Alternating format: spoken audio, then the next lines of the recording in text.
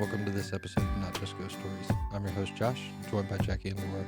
Today, we are going to be talking about a little bit of a different ghost hunt that we've been on. This one was actually at mine and Laura's house. History-wise, at this ghost hunt, the house was built in the late 70s. There was one owner before we had moved in. Actually, my mom had bought the house before I'd ever even met Laura. Mm-hmm. And my mom ended up, she was going through a divorce. She ended up getting sick. We moved in with her to help take care of things. And then she ended up, getting remarried. But my mom did pass away in the house from cancer. And then my grandmother, you might as well call her Joe, she ended up coming to live with us. And she ended up passing away in the house also. So, but after all of that, we started having different stuff happen. We live downstairs. My stepfather, Ron, lives upstairs. And even when he's not home, things were happening. Ron was getting woken up in the middle of the night by his name being called out. I will kind of preface a little bit before, I think, Laura, even you moved in with me. Things were kind of happening inside the house, like the bathroom door. One time the light came on, the bathroom door shut. And I just kind of sat there and looked at it. I was asleep and sat there and watched it when the light turned on, and it kind of woke me up. I did Then, experience that actually yeah, in the beginning. yeah, you had it happen.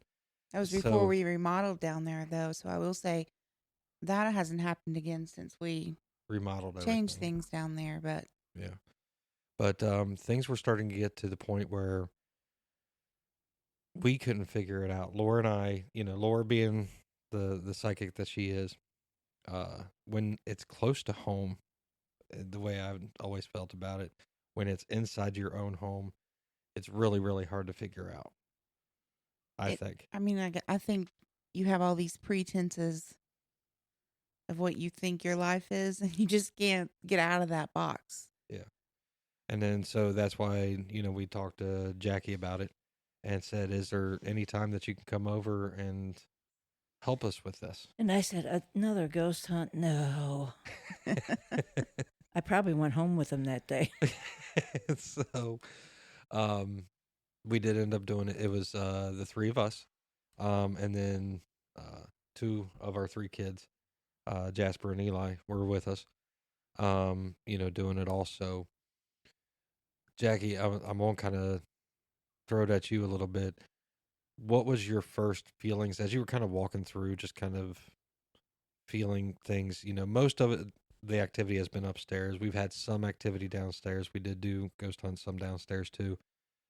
Just some shadow that we see, underneath the door. We have dogs, but the dogs are always with us. So when we have the light on in the bedroom, you can watch a shadow move back and forth, and you're like, that's nobody's in there. Yeah. So, what was your kind of first feelings walking into the house? Well, first I went in there as the non-psychic. Josh has some psychic power. Laura, of course, has psychic power. And I'm thinking, this is going to be, I'm going to have to be the tech guy here because they would pick up more on feelings and everything than I did. And so I was listening to what you guys were explaining and stuff like that. And not a lot in the basement. I know the basement felt like it was waiting. Like it was in when I get the waiting, actually it's a something coming feeling. It means that there's something there, but it's not making itself known to me as yet. But when we went upstairs, and in a way, and I had met Josh's mom. She was a very nice lady and stuff. And she came across very strong because I was hesitant. I'm thinking, this is Josh's family. There's two psychics there. What am I going to tell him? But his mom was loud and clear with me. And there were some things that, again, because it was family, I'm going to jump ahead here. And we were in her bedroom, and there was a cane, and I was standing by the cane, and Josh was saying how in the end she had to walk with a cane, and Ron, his stepdad, kept the cane as a reminder, and I got loud and clear that cane was not her. She was not cancer. She beat cancer. And that cane kind of pissed her off. And like I told Josh, I said, you really need to get rid of the cane. That bothers your mom. She doesn't want to be known as a cancer victim. She beat cancer. And the way you stated it that night, like what you heard, it literally was something It that sounded Nancy would have said. I mean, just the same kind of jab. yeah. Like it was totally just was. You kind of like had to stop. Like, God, we are so stupid. Yeah. Well, I mean, But it is something that we had talked about a couple times. Like we need to go up there and do some of that stuff. But in a way, it was kind of like a boundary thing with Ron, I think, too. You know, you didn't want to well, overstep. Ron, But we did end up telling him, like, we have to do this. We have Yeah. to pack this stuff up. Ron had a Mhm. hard time letting go of some of the things. Now, before you came over, I had set up cameras, in different rooms because Ron was hearing things in the hallway while he was asleep. Like I said, he was hearing voices happen. So I had a camera set up in the spare bedroom, which was Joe's room. I had a camera set up in the living room, and I had a camera set up in the kitchen, kind of facing down the hallway, the kitchen and dining room area. I never really caught a whole lot on those. I did catch a shadow in Joe's room in the corner. And I have it, on that video. Plus there's a little office chair in there. I caught it moving back and forth just slowly, like somebody was kind of sitting in it. That office chair was my mom's, and that's what she was doing toward the end of her life. She was working from home, doing stuff for, uh, the place she worked, the city that she worked for, and even some stuff for my sister because she's an accountant and Yeah. doing some book work and stuff for The woman was a workaholic to the end. her. Yes, she was. But so I was kind of like, well, maybe that was her, kind of moving back and forth. I don't know. The one thing that was really kind of getting to Ron was being woken up, and he said it was hardcore his name. He knew it was his name, and then he knew that's what was waking him up. It's just that when he would wake up, he would look around, and he figured it's me or Laura shouting for him. Most of the time Laura, because it sounded like a female voice to him. He couldn't identify the voice, but he was being woken up, and then he was like, finally he would be like, what do you want? Nobody would answer him. And it kind of really frustrated him a lot. I'm trying to think of what else he would say happened. The Christmas tree lights would come on by themselves. And he would say things moved like his cup. Mhm. That doesn't mean anything to you guys, but he uses the same cup every day and hardly ever washes it because he says it makes it taste funny. But he always sets it in the same place. Mhm. And he really is a creature of habit, so I really don't think he was setting it in another place because But it would move. things like that. Or he would be like, my keys were not, where they go. And he is a major creature of habit. When he walks in the door, like when he gets home, he drops his keys into the little basket that he has right by the front door every time. He doesn't, as soon as he walks in the door, that's where he drops it at.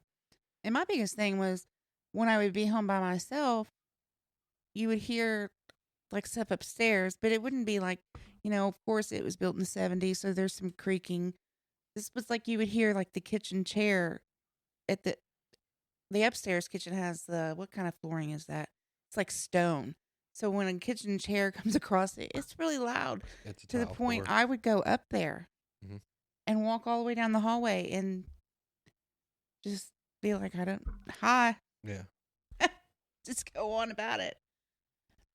So, I mean, those are the type of things that we were going for. So, Jackie hearing my mom talking about the cane, she talked about the walker too. Remember in the Yeah. because it was in the other room. She said she hates that. because she had to use that on Christmas Day. Yeah. Yeah. You know, her last Christmas, she had to use that in order to get downstairs where everybody was. And it wasn't so much she came across, it wasn't so much that she hated the walker, hated the cane.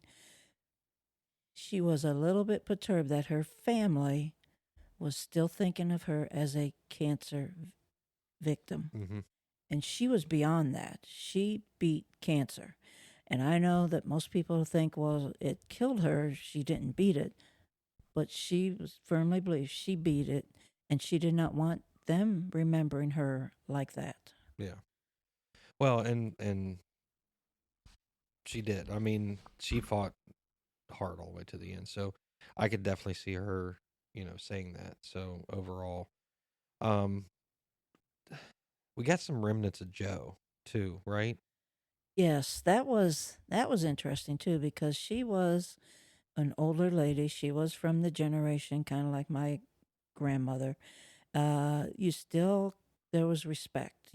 I could call my grandmother grandma, but any other adult, I grew up calling them Mr. or Mrs. And I still have 67 years old. I still have a problem calling older people by their first name. Just that's the way I was raised and everything.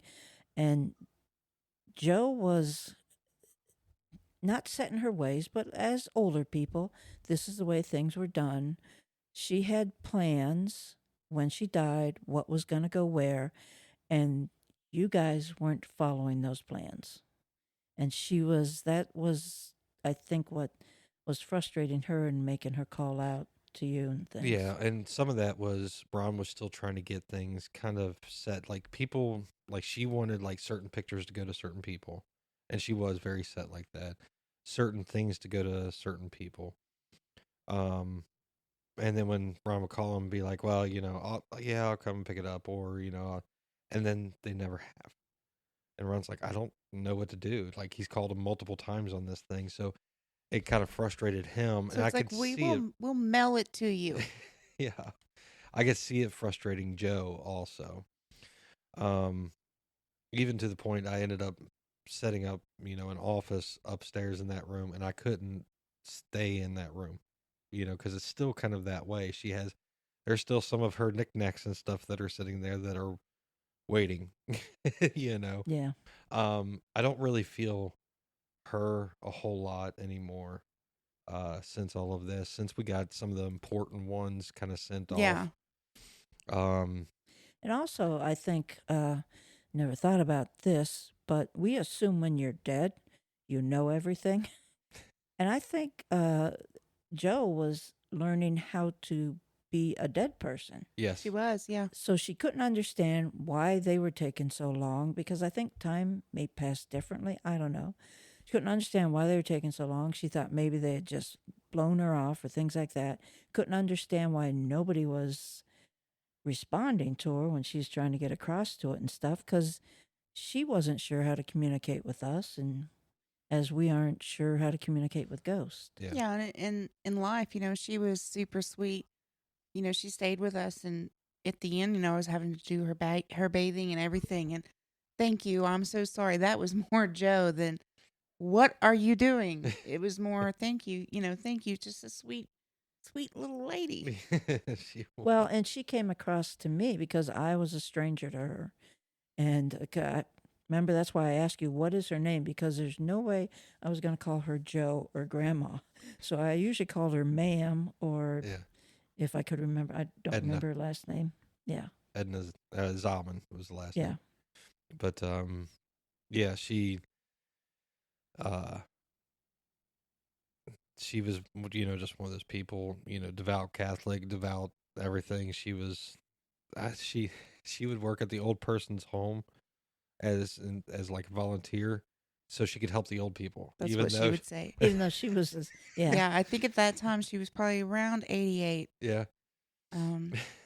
She even got like volunteer of the year for Ohio one year. Yeah.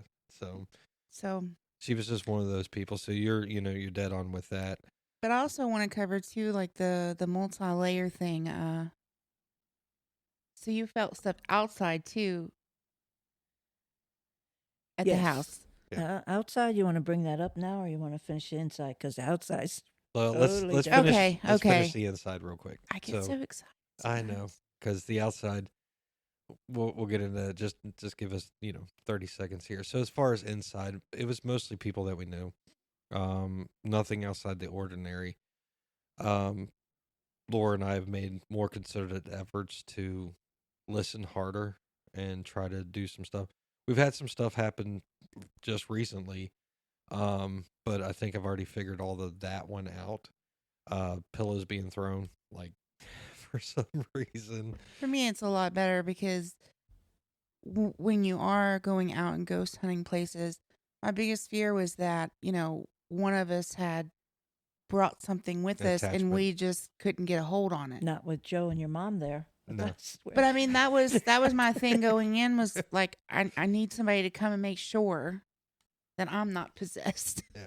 I'm pretty sure that demon at Hinsdale, if he got to your house, he'd go, "Oops, I'm Yeah. I'm leaving." My bad. A strong woman, yeah, I wouldn't want to go against her either. Mom could be scary at times. I think what we had, and also what we learned here too. Maybe you didn't learn and stuff. The problem you had at your house with why you weren't getting these messages is because you had all these too much emotion wrapped up in it, And that's and you yeah. you were your stepdad's afraid he's moving on in his life, Yeah. which means going out with other people and stuff. He feels guilty about that. Where your mom was like, she didn't care. I mean, she knew that he was with her when she was there. She's not there. Of course, she And figured to move on. they obviously knew, we all knew it was terminal. Yeah. We absolutely knew. We had a lot of time to prepare. So we're thankful for that. But this was a conversation they had had. Yeah. Like they had already planned what happens when it does. And to be quite honest, they'd even discussed like what was an acceptable grieving period. And I think Nancy gave him that so he would not take longer than that. Yeah. So let's go downstairs in the house. Honestly, we'll make this short and simple. I think anything down there was based out of teenage hormones. Yeah, it's also Yeah. called poltergeist. The PK activity. Mostly because of he's Because of teenage hormones. he's 17. At that time he was 17. at Yeah, the we time. were approaching the end of school year. So, you get to, I'm an adult, but I'm not an adult. And it's like, you're not an adult. He lived in the house full Yeah. time, and he just, so I'm chalking that one up because he's now no longer in the house, but things have kind of been much calmer, I will say.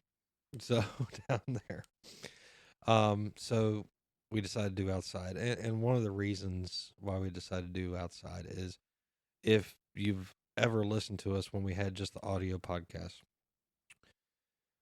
you'll hear my story about things that actually all started really at the Blue House is where we started, Yeah. where things kind of really started, and really picked up from there. You'll hear us talk about it at Sweet Springs. You'll hear us talking about it at Big Bone, The jail. the jail, Paulding. I think it was Paulding Jail, right? Yeah. There's a few different places that everything happened. Any place there were Indians. Any place there were Indians. I was getting majorly attacked, even to the point we went on a hike down where Laura's from, and I was getting attacked down there, because it was major Indian territory. So, so you can go back and listen to my story, and how we ended up remedying that. But we decided to do everything because we had things hanging out on the property that we thought was maybe because of that. Right. So as we were doing things, we ended up, because actually we had done a spirit box session in In the shed. the shed. Yeah, they have a shed. It's unheated. This was like January. It's unheated, but it kept the wind I mean, away. I guess we Yeah. could have heated it. It's got electricity. We could have plugged in a Well, heater. You had 12 blankets. Oh, yeah. So That we was my smoking hut in the wintertime. So yeah. those blankets stay out there. So we we went out there, and as Jackie was starting to feel stuff, do you want to explain how? You walk in there and immediately, we've run into them before, elementals, and you immediately know the energy there is not demonic, it's not human. And as we settled down a bit, I realized we were dealing with elementals. The one elemental, she's the water one, right? Yes, She's a bit crazy. she She's was like, nuts. she is. Oh yeah, she was on the outside of the shed. She wouldn't come in, but she was like running around the shed at the outside of the shed, like a bolt of lightning. Yeah. You would just feel her, and we could not talk to her because we couldn't get her to stand still long enough. Yeah. There's another elemental. I want to say he's in charge. Well, and I He think did come talk to us. he did come talk to us, and I think we He really was Earth. classified him as Earth Elemental. And he actually even told us at one point there was Wendigo that was hanging out, like kind of lurking back when things were going on. Yeah. But he was actually kind of pretty easy to talk to. But he kind of told us there's more. Yeah. The two elementals we ran into, he said there were more. Yeah. Yeah. But they like to hang out around our house. I don't know why. It's a happening place. Well, actually, like when you first walked in there, I believe you said, "What the hell have you been doing in here?"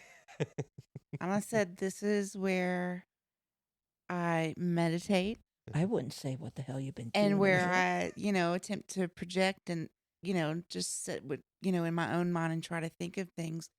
So in a way, I almost wonder if opening all those like psychic connect ways out, sitting out there, didn't allow some things to Yeah. pick there. The elementals and Earth Elemental, they'd been there long before. But the Earth Elemental seemed content. Yes. Well, but we found out what was wrong. You have a water elemental Mm-hmm. and you have a pool. Yeah. Now, the problem with the pool is, as most people that have a pool, it's chlorinated. Mm-hmm. Fish can't live in it. And Right. I don't think she could go in it. And that bothered her, that there were no fish in it and kind of that she couldn't go Well, in it and either. at the same time, it was closed down, so it didn't really have any flow to it. It Yeah. had nothing. In the wintertime, you can't keep it running. So it would be like if you sat a kid in a chair and right in front of him where he couldn't reach, you put like ice cream or candy. You're teasing the heck out of him.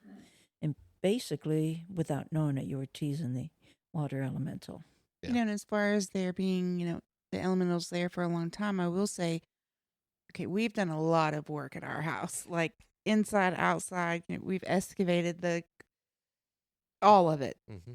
It's huge rocks when you get just even 1 foot down, and it was clearly a sea. Yeah. I mean, that's just what's in there. So, I mean, that would make sense. These are whole, full, intact shells that are. Yeah. I mean, we live on a fossil. yeah. I mean, I would pull rocks out that were 3 foot round, And they're just covered. just covered in seashell fossils, and not just little tiny small ones that you normally see, in the fossils. No, like they're You can full- see the grooves in them. I mean, full it's size wild. seashells. So I don't know where those rocks would come from. They've been buried. I would dig, 1.5 feet into the ground, and there it is. And I have Well- to dig it down another 3 feet because it's sitting crooked down inside. If you look into the Earth's history, I know Arizona was once underwater, Mhm. under a sea. Arizona's a little bit lower than Kentucky, and I'm pretty sure Kentucky was also Yeah. underwater. So I Definitely mean, where my house is, it was. Yeah.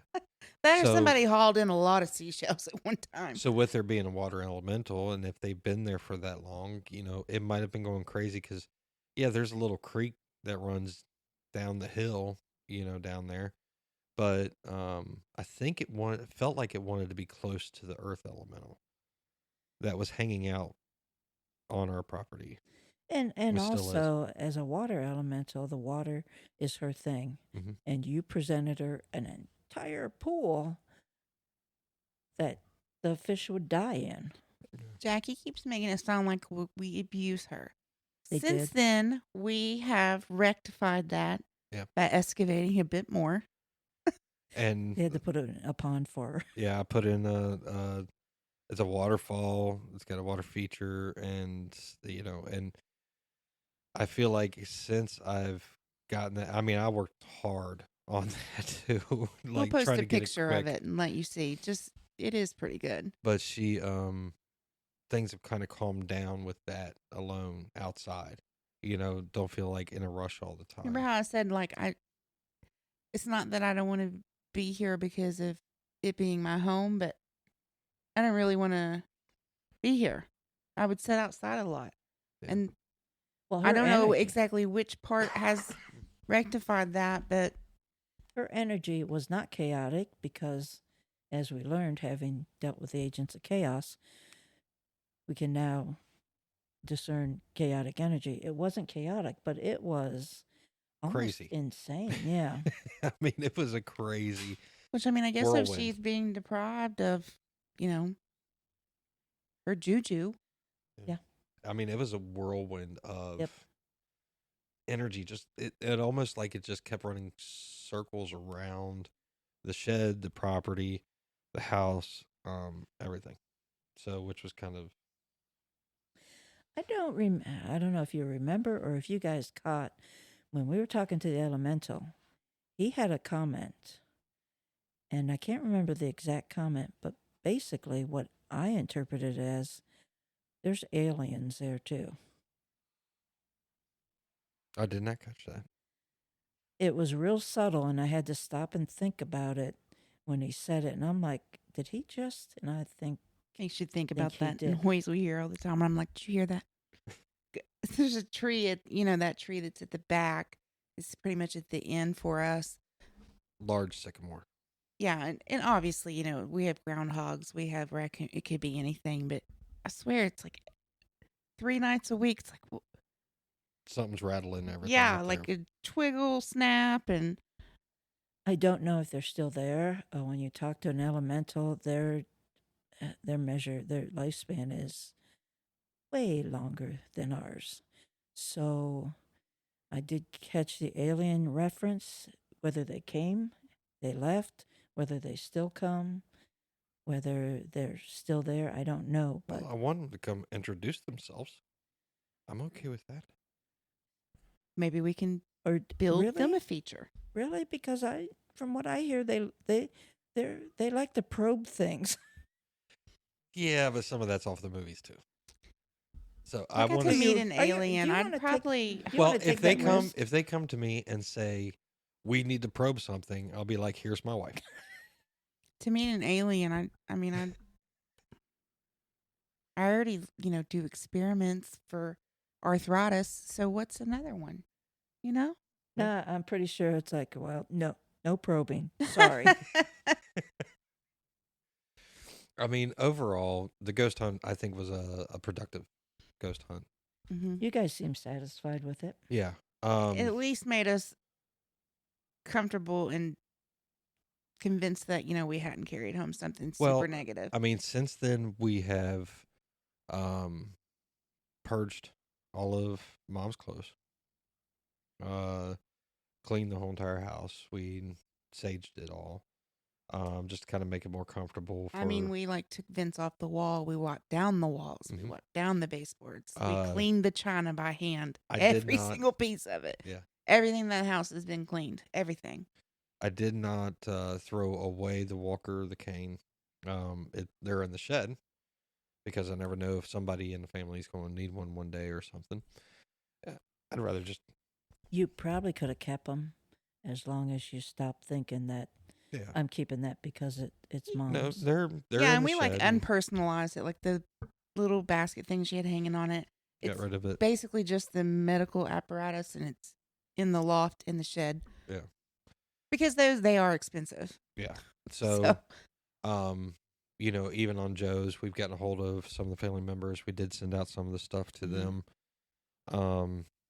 I think she's pretty content. There's still a couple things that I think she wants moved. We're just not 100% sure yet what exactly those are because she was a collector of angel figurines. I still wish she'd tell us there's a story behind that pig. That pig, yeah. And I wish she would Ron tell us Ron that. said he does not know if there is a story behind it. But I've already decided Oh, the pig kept feeling like it had a story behind she it. never like said anything specifically about where it went. So as of right now, I intend to keep that pig. Yeah. It's just interesting. I have no idea what's It's in it because it's one of those you can't get in it without breaking it. Yeah, it's a piggy It's bank. obviously so old that I just want to keep it. So It's a for those of those it, that might have gotten lost. It's a piggy bank, but this thing is I'd say almost a foot around. Yeah. like I a mean, barrel, yeah. It's like a barrel. I think it says Porco on the Corky. side. Corky. Corky, yeah. Call him Porco. Jeez. Well, and then I mean, it looks like a pig. It's about a foot and a half long. It's pink. It's pink. It's it's very old. It's I not know that. necessarily pink. It's like a blue gray. Not Wouldn't- pink? No. Okay. So, but it's very old. Joe brought it with her, so we don't know what's in it. There's no little cork or anything on it that you can pop open to check to see what's in it. You literally have to break it in order. Did to you get ever into shake it? Yeah, there's stuff in it. Yeah, there's stuff in there. So I don't know if it's money or Did you try rubbing it? There might be a genie in it. I'll have to take a picture and post it. yeah, we'll take Y'all a picture can let of us that know too. what you think about Corky. But there's still she has collectible angel figurines, a bunch of different ones. That I think they're supposed to go. A couple of those are supposed to go to somebody, but nobody's ever come and claimed them. I know that Ron has told anybody in the family, "Hey, come get what you want." There's a couple that look like they're looking at you disapprovingly. Yeah. All right, they were I looking know at me exactly which one you're disapprovingly. talking about. That There's- taller one, Yeah. right? Yeah. So, but we have gone through steps in order to clean everything. And the reason why we want to talk about this on this podcast is because it's not only if you're having problems at your home, it's not just you. Us as ghost hunters, supposed to be professionals, I guess you could say. We have problems too, and it's just a matter of figuring it out. And sometimes you have to bring in outside help in order to figure it out because when it's in your own home, it's too close for you to figure out yourself. So it's kind of more of a awareness thing. It's an interesting ghost hunt. Honestly, I had a good time throughout the whole entire night. Learned a lot of different things about the house and how things were happening in there and why things were happening in there because we could just never figure it out. And as far as I know, Ron's not being woke up. No. Any longer. He's not being woke up any longer. I will say, like I said, some pillows have been thrown around. There was some crazy noise happening one morning. And he was out of town. And then I went up there and pillows were thrown and things were moved. And, he keeps, like, he's a creature of habit. Everything stays the same. And I'm like, I don't know how. I mean, they were in the middle of the bed. The pillows were in the middle of the bed. And when I went up there, they're on the floor. That just doesn't happen. There's no animals up there. No. So I don't know exactly what the reasoning was, or if somebody was having a party. I don't, if Joe was like, hey, I think I'm gonna have a party. I don't know, but every once in a while something does happen. But we're also with it now. Usually we'll go up there and sit down and talk and say, hey, come talk to us. What's going on? What's making you mad? Type of thing. It was Or- a very good. Or just, hey, I know you're there. It's a very good learning experience. Like I say, we learned that you can be emotional while ghost hunting, but try not to let your emotions rule you Yeah. because you won't see the whole picture that way. And also the energy. There was Joe's energy, which is the older, dignified lady, when I was there. But when your son was talking to her, it was a grandmother energy. Yeah. And then your mom, who was still looking out for her family and just wanted them to know that they're doing good and she's doing good too. But, maybe they should listen to her a little bit more and things. And then we went outside and we had elementals, which was totally different energy. And also, the earth elemental was very interested in communicating with us. Yeah. So we learned a lot on elementals and communication with them. Yeah. So all in all, for me, it was awesome to learn everything. So any last words about this ghost hunt? And for them, all they had to do was fall into bed, and I had a 5-minute drive home, which is Yeah. always nice. That's always a good thing about the ghost hunt when it's close. Yeah. So, but like you said, we've had Donna come and ask us for help, Mhm. and Donna is a extremely good psychic, and we should be. Actually, I do ask her for help. I give her a lot of questions a lot of times, which I try not to piss her off because she put the curse on my cursed item, and as she told me, it's probably not going to kill anybody, but every once in a while it gets a little feisty, so be careful with it. That's why we use tongs. Yes, and I keep her happy. Yep. She wanted to play the last ghost hunt I took her at. She loves coming out to play, and I let her out. I put her in early, but I promised her I'd let her out again. And even though I didn't want to, I did. All right. You should probably not piss her off. Well, just in case I accidentally I mean, touch if her. you do, I don't want to be in the vehicle on the way home. We're going to drive separately if you start pissing her off. As a matter of fact, I think I'm going to name her because I think we're kind of close now. I'm keeping her on a good side. Agatha. You're just trying to get back up for when you accidentally do touch her. Yes, her name is Agatha. Agatha? Yes. There's only been one time when you were like, "Oh, I think it might have touched me." That was at St. Albans. Yes.